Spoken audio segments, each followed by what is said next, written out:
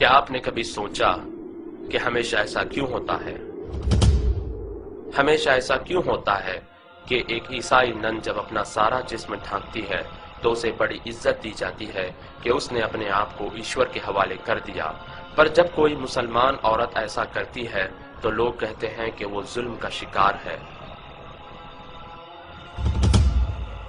ہمیشہ ایسا کیوں ہوتا ہے کہ ایک یہودی یا سکھ داڑھی رکھتا ہے تو وہ اپنے دھرم کا پالن کر رہا ہے، پر جب کوئی مسلمان داڑھی رکھتا ہے تو وہ کٹر پنتھی کہلاتا ہے؟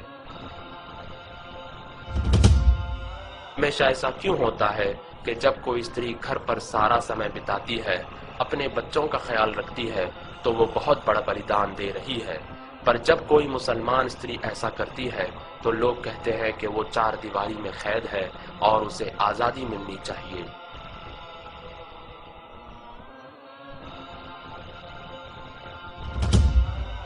ہمیشہ ایسا کیوں ہوتا ہے کہ جب کوئی شکشک اپنے سبجیکٹ میں آگے رہتا ہے تو وہ کامیاب شکشک کہلاتا ہے، پر جب کوئی مسلمان لڑکا اسلامی شکشا میں آگے رہتا ہے تو اس کا بھوشیہ بیکار سمجھا جاتا ہے؟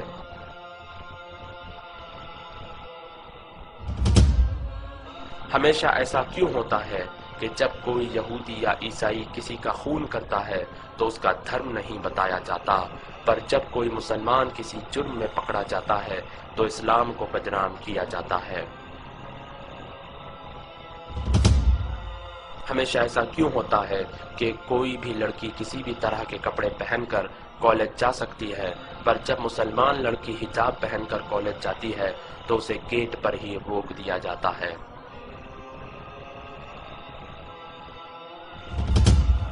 ہمیشہ ایسا کیوں ہوتا ہے کہ جب کوئی ویکتی اپنی جان پر کھیل کر لوگوں کی جان بچاتا ہے تو اسے بہادر اور ویر کہا جاتا ہے، پر جب کوئی فلسطینی ناگرک اپنی جان پر کھیل کر اپنے بچے کو گولی لگنے سے بچاتا ہے اور اپنے بھائی کا ہاتھ دشمنوں کے ہاتھوں توڑے جانے سے بچاتا ہے اور اپنی ماں اور بہن کی عزت بچانے کے لیے دشمنوں سے لڑتا ہے اور اپنے گھر کو آگ لگائے جانے سے بچاتا ہے اور اپنی مسجد کی رکشا کرتا ہے تو اسے آتنکوادی کہا جاتا ہے؟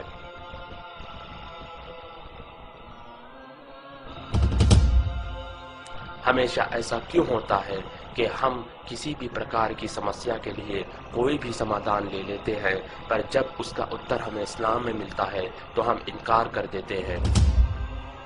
ہمیشہ ایسا کیوں ہوتا ہے کہ جب کوئی ڈرائیور بیہودہ انداز سے کار چلاتا ہے تو کوئی کار کو دوشی نہیں ٹھہراتا، مگر جب کوئی مسلمان غلطی کرتا ہے تو اسلام کو دوشی ٹھہرایا جاتا ہے؟